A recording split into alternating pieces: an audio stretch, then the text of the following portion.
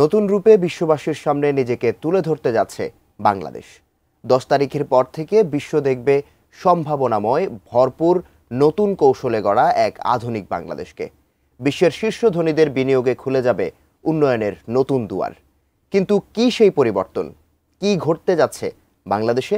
বিস্তারিত আরিফ হাসানের প্রতিবেদনে। সবসময় আমাদেরকে যেন বিশ্বের কাছে যেতে না হয়, বিশ্ব যেন আমাদের কাছে আসে।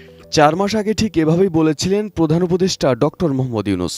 বাংলাদেশ বিশ্বের কাছে যাবে না, বিশ্বই বাংলাদেশের কাছে আসবে। সে কথারই যেন বাস্তব রূপ দেখতে পাচ্ছে বাংলাদেশ। এই সাহসী উচ্চারণের প্রমাণ রাখতে যাচ্ছে বাংলাদেশ ইনভেস্টমেন্ট সামিট 2025।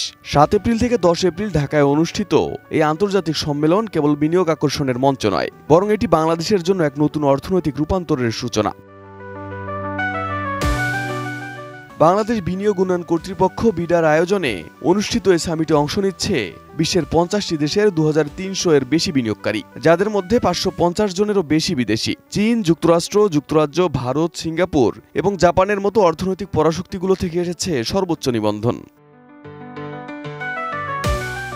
এ সামিটের লক্ষ্য একাধিক। বাংলাদেশের অবারিত বিনিয়োগ সম্ভাবনা তুলে ধরা, জুলাই বিপ্লব পরবর্তী অর্থনৈতিক সংস্কার প্রদর্শন এবং দীর্ঘমেয়াদী বৈশ্বিক বিনিয়োগ সংযোগ সৃষ্টি করা। এই সামিটে যে ব্যক্তিরা অংশ নিচ্ছেন তাদের নাম শুনলেই সম্মেলনের গুরুত্ব বোঝা যায়, কারণ এই সামিটে অংশ নিচ্ছে বিশ্বের বড় বড় সব প্রভাবশালী কোম্পানি। RICL TMX, যুগের পর যুগ স্থাপনা থাকে মজবুত। সামিটের শুরুতে 7 এপ্রিল দক্ষিণ কোরিয়ার 26 সদস্যের একটি প্রতিনিধি দল চট্টগ্রাম, মিরসরাই ও কোরিয়ান ইপিজেড ঘুরে দেখবে। একই দিনে হোটেল ইন্টারকন্টিনেন্টালে স্টার্টআপ সংযোগ কার্যক্রমও অনুষ্ঠিত হবে। 8 এপ্রিল বিনিয়োগকারীরা যাবেন নারায়ণগঞ্জের আড়াইহাজারে অবস্থিত বাংলাদেশ বিশেষ অর্থনৈতিক অঞ্চল পরিদর্শনে। দিন শেষে আয়োজিত হবে একটি বিশেষ নেটওয়ার্কিং অনুষ্ঠান। 9 এপ্রিল হবে সামিটের মূল অনুষ্ঠান। প্রধান উপদেষ্টা ডক্টর মোহাম্মদ ইউনূসের উদ্বোধনী বক্তৃতার মধ্য দিয়ে শুরু হবে এই অংশ। একই দিনে অনুষ্ঠিত হবে তরুণ উদ্যোক্তা এক্সপো, ইউরোপীয় ইউনিয়ন ও ইউএনডিপি এর নবায়নযোগ্য জ্বালানি বিষয়ক ব্রেকআউট সেশন এবং এক মনোমুগ্ধকর সাংস্কৃতিক সন্ধ্যা। এবং 10 এপ্রিল হবে বিভিন্ন খাতভিত্তিক ব্রেকআউট সেশন, ডিজিটাল অর্থনীতি, টেক্সটাইল, কৃষি ও কৃষি প্রক্রিয়াজাতকরণ এবং স্বাস্থ্যসেবা। এর পাশাপাশি থাকবে ম্যাচ মেকিং সেশন এবং সেরা বিনিয়োগ চর্চা নিয়ে রাউন্ড টেবিল বৈঠক।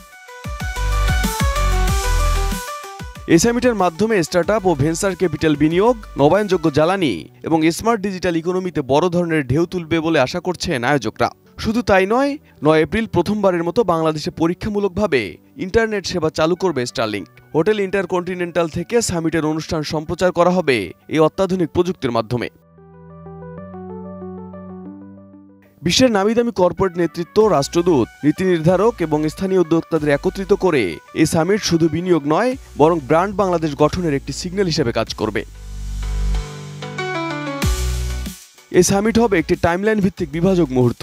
10 এপ্রিলের আগে একরকম বাংলাদেশ আর 10 এপ্রিলের পরে আরেক রকম। আশা করা হচ্ছে সামিট শেষে বদলে যাবে দেশের অর্থনৈতিক গল্প। শুরু হবে এক নতুন দিগন্তের, যেখানে বাংলাদেশ আর কেবল উন্নয়নশীল নয়, বরং বিনিয়োগের কেন্দ্রবিন্দু হিসেবে নিজেদের প্রতিষ্ঠা করতে যাচ্ছে।